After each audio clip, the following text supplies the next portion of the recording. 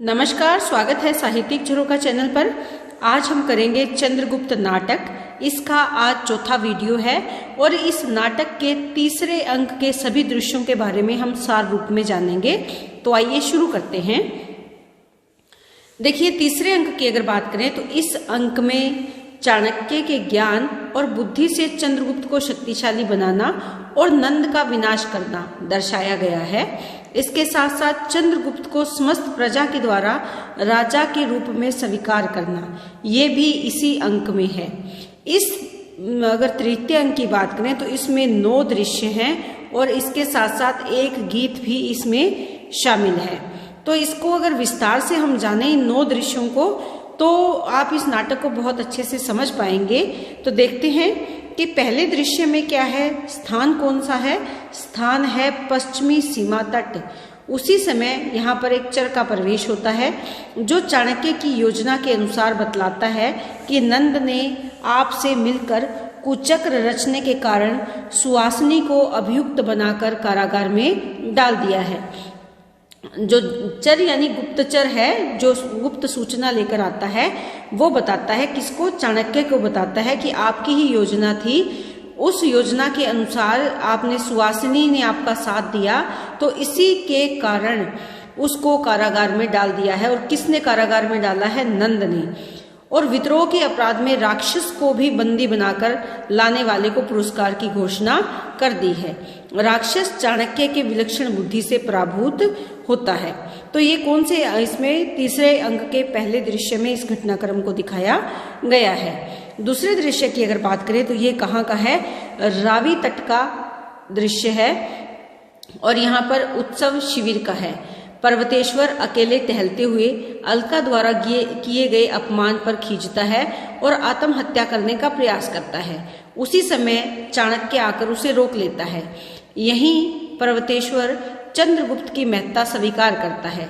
राक्षस और चाणक्य के बीच बातचीत होती है और वह राक्षस के कोमल अंग पर प्रहार करके वाक चातुर्य से यानी वाणी की चतुराई से उसकी उंगली से मुद्रा ले लेता है। कल्याणी मगध की ओर प्रस्थान कर जाती है, चली जाती है। यानी यहाँ पर कौन कौन से पात्र आए हैं। पर्वतेश्वर आया है जिसको आत्महत्या करने से कौन रोकता है? चाणक्य रोकता है। राक्षस भी है जिसकी उंगली में जो उसने मुद्रा पहन रखी है वो चाणक्य चालाकी से निकाल लेता है। और कल्याणी यहाँ से मगध की ओर चली जाती है। अब तीसरे दृश्य की अगर बात करें तो ये भी कहाँ का है? रावी नदी के तट पर यवन सेनापति सिकंदर को विदा करने के लिए चाणक्य, पर्वतेश्वर, सिंहरण, अलका, मालविका, अंबिक आदि उपस्थित हैं। सिकंदर चंद्रगुप्त को सम्राट होने से पहले की बधाई देता है। अंत में चाणक्य को धन्यवाद देता हुआ सिकंदर कहता है, मैं तलवार खींचे भारत में आया और हृदय देकर यहाँ से जा रहा हूँ। अर्थात मैं युद्ध के भाव से भारत भूमि पर आया था, लेकिन अब मेरे मन में कौन सा भाव है? प्रेम का भाव लेकर मैं यहाँ से जा रहा हूँ। चौथे दृश्य को अगर हम देखें तो पक्ष में राक्षस को यथातथ्य वस्तुस्थिति का भान हो जाता है। चाणक्य का रचा हुआ सब षड्यंत्र वह समझ लेता है। सिंहरण और अलका का भी वहां प्रवेश मगध शासन की चिंता में होता है।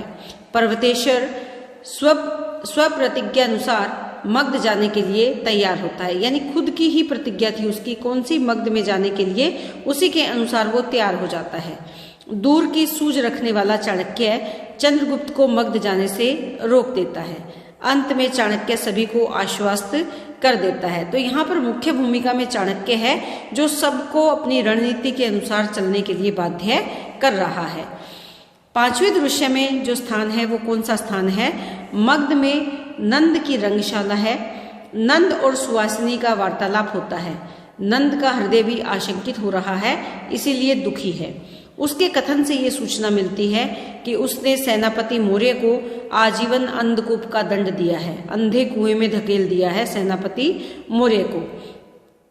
सुवासिनी प्रत्यक्ष रूप से राक्षस को प्रेम करती है। यानी सबको पता है कि सुवासिनी किससे प्रेम करती है? राक्षस को। नंद के घृणित विचारों की सीमा में वह नहीं आ सकती। संकट के समय में उसका प्रेमी अमात्य राक्षस ही सुवासिनी की रक्षा करता है। यहीं सुवासिनी गीत भी गाती है। इस अंक में हमने देखा था कि एक ही गीत और वो किसके द्वारा गाया है? सुवासिनी के द्वारा गाया हुआ गीत है। आज इस यौवन की माधवी कुंज में कोकिल बोल रहा है। ये किसकी पंक्तियां हैं? सुहासिनी के द्वारा गाए गए गीत की पंक्तियां हैं। इसके बाद छठे दृश्य की अगर बात करें तो इस दृश्य में कुसुमपुर का प्रांत है। मगध के शासन के परिवर्तन का परोक्ष प्रत्यक्ष दिखाई देता है। परोक्ष जो प्रयत्न है वो सामने दिखाई दे रहा है। चाणक्य को मगध पर विजय करने में पूर्ण विश्वास है। कुसुमपुर को देखकर उसकी बाल स्मृतियां सजग हो जाती है, यानी फिर से उसे वो बातें याद आने लगती हैं। वह एक लंबा स्वागत कथन कहता है। वहीं पर एक सुरंग तोड़कर अंधकूप से शक्तार का निष्कासन होता है, यानी अंधे कुएं से एक सुरंग को तोड़कर शक्तार वहां से निकलता है। शक्तार की वेदना भरी अभिव्यक्ति के बाद शक्तार और चाणक्य मगध शासन को उल्ट देने की दृढ़ प्रतिज्ञ होते हैं। यदि मगध शासन में प्रतिज्ञा किसकी लेते हैं? परिवर्तन करने की, कि मगध शासन की सत्ता को वो बदल देंगे, पलट देंगे। ऐसी शक्तार और चाणक्य मिलकर प्रतिज्ञा लेते हैं। सातवें दृश्य में अगर देखें तो यहाँ नंद के राजमंदिर के प्रकोष्ठ में विचार मगन नंद को एकांकी दिखाया गया है। जो नंद है वो अकेला खड़ा है। उसी समय वर रुचि के साथ चंद्रगुप्त की माता अपने पति और पुत्र के प्रति न्याय की याचना नंद से करने आती है, पर वह उसकी नहीं सुनता। रोष भरी सेनापति मौर्य की पत्नी नंद को जारज पुत्र और रक्त रंगे हाथों महापदम नंद को हत्यारा कहती है। देखिए यहाँ पर जो सेनापति मौर्य है उसकी वो कौन है? ये चंद्रगुप्त के पिता हैं, सेनापति मौर्य है, और उन्हीं की पत्नी वहां न्याय मांगने के लिए आती है। नंद उसे अपमानित करना चाहता है, वर रुचि उसकी रक्षा करना चाहता है। तभी नंद उन दोनों को षड्यंत्रकारी समझकर बंदी करवा देता है। इसी आरोप में मालविका भी बंदी की जाती है। अंत में नंद विचलित भाव से सोचता हुआ मंच पर रह जाता है। तो यहाँ पर जो उसकी सेनापति मौर्य की पत्नी है, साथ में मालविका और इसके साथ साथ वर रुचि, तीनों को बंदी बना लिया जाता है। आठवें दृश्य में अगर देखें तो कुसुमपुर के प्रांत भाग के पथ में पर्वतेश्वर सीमा प्रांत की सूचना चाणक्य को देता है। द्वंद्व युद्ध में फिलिप्स मारा गया। सिकंदर के मरने की सूचना भी मिल जाती है। उसी समय अलका आकर नंद के प्रकोष्ठ में हुई घटनाओं की सूचना चाणक्य को देती है। कौन सी घटनाएं हुई थी? जहां पर वो सेनापति मौर्य की पत्नी मालविका और वर रुचि को बंदी बना लेता है। उसी समय घटनास्थल पर चंद्रगुप्त भी आ जाता है। शक्तार के रक्षा का भार चंद्रगुप्त लेता है। दृश्य के अंत में वर रुचि और चाणक्य परिस्थिति जन्य बातें करते हैं, यानी जो उस समय घटनाएं चल रही है वो सारी बातें वो करते हैं। नौवें दृश्य की अगर बात करें तो यहाँ पर नंद की रंगशाला सुहासिनी और राक्षस बंदी वेश में प्रवेश करते हैं। पात्र के संबंध में राक्षस नंद को विश्वास दिलाता है कि यह पात्र उसका लिखा हुआ नहीं है। नंद के ऊपर अनेक अपराधों के प्रबल आरोप लगाए जाते हैं, यानी नंद पर कई सारे अपराध करने के आरोप यहाँ पर लगाए जाते हैं। चाणक्य आकर अपनी खुली हुई शिखा दिखाता है। शिखा क्या है? चोटी। चाणक्य का जब नंद ने अपमान किया था तो उसकी चोटी खुल जाती है और वो कहता है कि ये शिखा मैं तभी बांधूंगा जब मैं इस अपमान का बदला ले लूंगा। तुमने एक शिक्षक का अपमान किया है और एक शिक्षक अपने अपमान का बदला अवश्य लेगा। इसीलिए वो ये प्रतिज्ञा करता है कि वो अपनी शिखा नहीं बांधेगा। तो यहाँ पर खुली हुई शिखा दिखलाता है।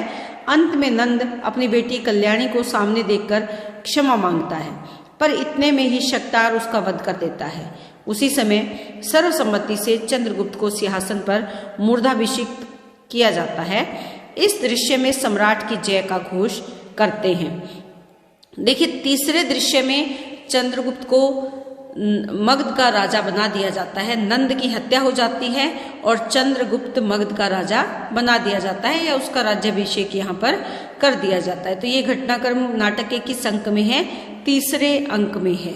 तो उम्मीद करती हूँ कि ये भी आपको बहुत अच्छे से समझ में आया होगा। इसी तरह चैनल से जुड़े रहें, लाइक शेयर सब्सक्राइब जरूर करें और कमेंट करके अपने विचार जरूर व्यक्त करें। बहुत बहुत धन्यवाद।